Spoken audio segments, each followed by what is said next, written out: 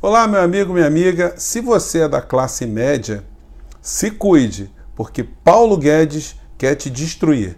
Paulo Guedes já está em curso nesse projeto de destruição da classe média brasileira, que é o mesmo padrão de comportamento e de ação política que está sendo praticado em várias partes do mundo. Nós vamos falar disso no programa de hoje, sobre eleições nos países vizinhos e como é que isso influencia e vai influenciar na nossa vida. Se você chegou agora, se inscreva no Portal do José, porque aqui a gente sempre aborda temas que você não vê pelos outros meios de comunicação. E se você está chegando agora, compartilhe também os vídeos com seus amigos, enfim, coloque lá na sua playlist e vamos cada vez mais jogar luz sobre temas que ficam muito escondidos. E o tema de hoje é esse aqui que você já viu nos telejornais e que estão também nos jornais impressos, na internet de uma maneira geral, que nos dá conta que a desigualdade aumentou no Brasil desde 2012, quando essa pesquisa começou a ser feita. Se a pesquisa tivesse sendo feita antes de 2012, nós perceberíamos que quem está no topo da pirâmide continua ganhando muito mais dinheiro, se afastando cada vez mais das pessoas mais pobres.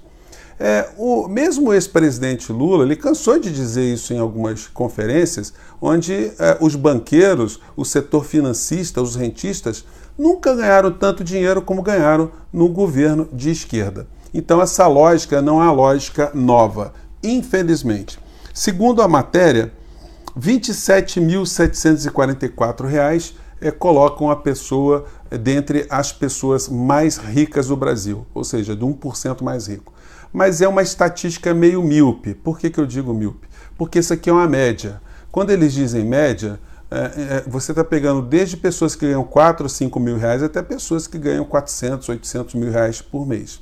Você estabelece uma média como se você morasse na mesma rua dos acionistas do Banco Itaú e o IBGE noticiasse que a renda per capita na sua rua é de alguns milhões de reais, o que te transformaria num milionário. Então as estatísticas elas são míopes. O que as estatísticas não revelam é que existe um 1% dentro desse 1%, ou seja, aqueles que são muito mais ricos do que essas pessoas de classe média alta, classe média baixa.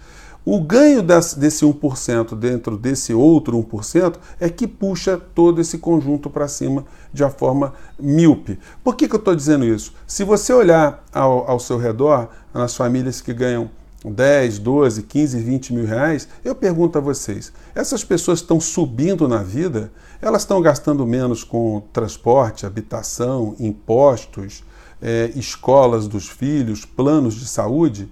Elas estão migrando para apartamentos mais caros, trocando carros mais caros, estão viajando mais do que viajavam antigamente? Obviamente que a resposta será não. Então, essa distância está aumentando, não por conta de ter uma classe média altíssima no Brasil, mas é porque a gente tem uma classe média nós temos uma classe super rica no Brasil que está fazendo com que esse processo cause esse tipo de distorção.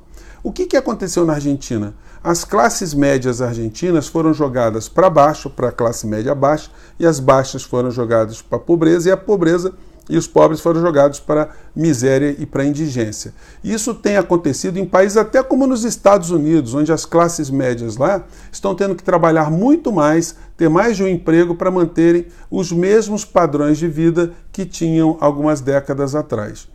O modelo que jogou a Argentina no fundo do poço é o modelo que Paulo Guedes está aplicando aqui no Brasil sem clemência nem piedade, porque ele faz parte de uma lógica, de uma classe social que não está ligando para ser humano de jeito nenhum. Eles querem que os seres humanos morram. Esses caras dormem tranquilamente, eles não vivem na sociedade de verdade, eles não transitam entre nós. Muitos deles têm residências fora do Brasil. Eles têm muito mais envolvimento com as coisas que estão fora do país do que com as coisas que estão acontecendo aqui dentro.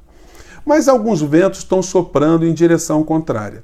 No Equador agora o povo foi para as ruas e o povo deu um grande não ao pacote de medidas neoliberais que estavam sendo praticados no Equador, como reforma laboral ou reforma trabalhista, reforma previdenciária, o aumento de tarifas, privatização de empresas equatorianas e o aumento dos preços dos combustíveis alinhados com os preços internacionais. O mesmo receituário aqui no Brasil.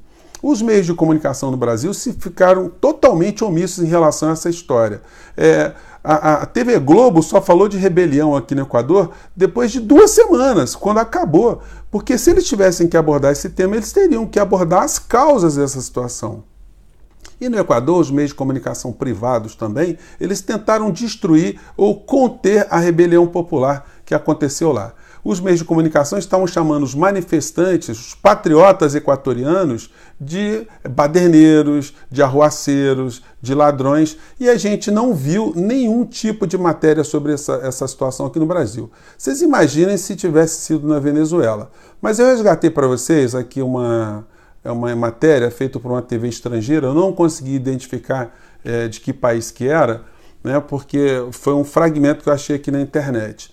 E onde dá conta de como estava o sentimento do povo equatoriano em relação a essas questões todas. Vamos colocar o trechinho para vocês. No, que aquí estamos mal, que nosotros estamos yendo a robar, que estamos yendo de vándalos. Y miren, nosotros somos indígenas, todos somos, yo soy indígena, yo soy curubá, aquí estamos curubás, panzaleros, Juárez, estamos chibuleos, estamos todo el pueblo, estamos también mestizos, estamos afros, estamos todos y estamos por un bien común, que es que el presidente se vaya y que el país vuelva a progresar. ¿Qué pasó con este presidente? Se endeudó, ¿y qué pasa? ¿Dónde están los hospitales? ¿Dónde están las escuelas? ¿Dónde están las obras públicas? ¿Dónde están? No hay nada. Exacto. Y aún así quiere aliarse al FMI. Esos son otros ladrones. ¿Qué hacen? Se quieren llevar la riqueza del país, se quieren llevar el petróleo. Nosotros somos productores de petróleo y el subsidio nos merecemos porque somos ecuatorianos. ¿Y qué pasa? ¿Se quieren llevar para qué? Para darle a esos banqueros extranjeros todo ese capital que se va a ir. Y eso no es justo. Yo soy Puruá, yo soy de Chimborazo. Y aquí le hago un llamado a toda la gente. Porque ayer incluso cuando me fui con mi poncho, ¿qué me dijeron por ahí los demás? Los que son de parte de ellos, ¿qué dijeron? Indio, lárgate, indio, vete. Y no saben que nosotros estamos aquí luchando por ¡Viva Chimborazo!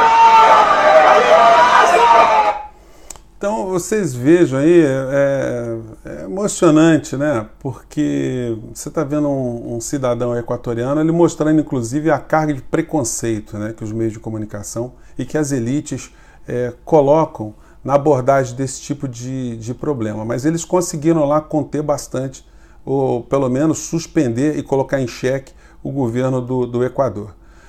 Na Bolívia, nós tivemos o presidente Evo Morales, que é do partido Movimento ao Socialismo. Olha o nome do partido, né? Então não tem dúvidas qual é a orientação, não há dúvidas com relação à orientação política do presidente Evo Morales. Ele usou a mesma tribuna que o presidente Messias usou lá na conferência da ONU, só que ele fez um discurso geopolítico.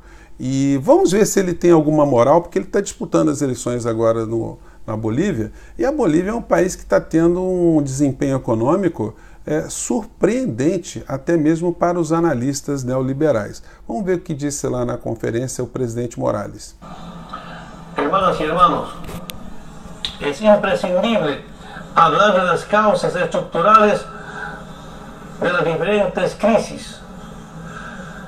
Las empresas transnacionales controlan los alimentos, el agua, los recursos no renovables, las armas, la tecnologia e nossos dados personais.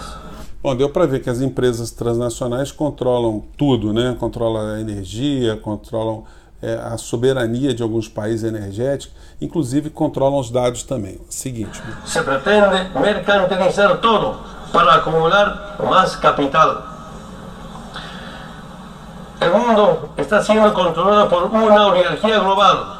Solo um puñado de multimillonarios define el destino político-económico de la humanidad. 26 personas tienen la misma riqueza que 3.800 millones de personas.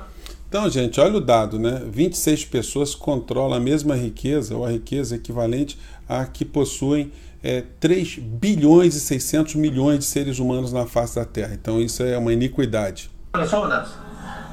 Eso es insulto. Eso es inmoral y eso es inadmisible.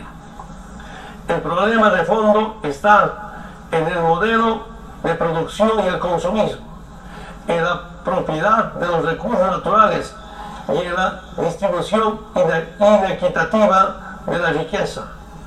Digámoslo. Ou seja, está falando da concentração, né, e na forma injusta na distribuição dessas riquezas, né? Com muita claridade, la raiz del problema está en el sistema capitalista. Então, gente, ele faz uma crítica ao sistema capitalista, especificamente ao modelo neoliberal, né, que aprofunda as distorções do modelo capitalista. Dificilmente o sistema capitalista ele vai desaparecer, ele veio no mundo para ficar. Mas o neoliberalismo é o que nós chamaríamos do capitalismo selvagem, daquele que não tem alma, daquele que mata seres humanos para beneficiar um grupo mais seleto. Mas será que Evo Morales tem alguma moral para falar nisso? Bom, eu fui pesquisar aqui o que está acontecendo por lá.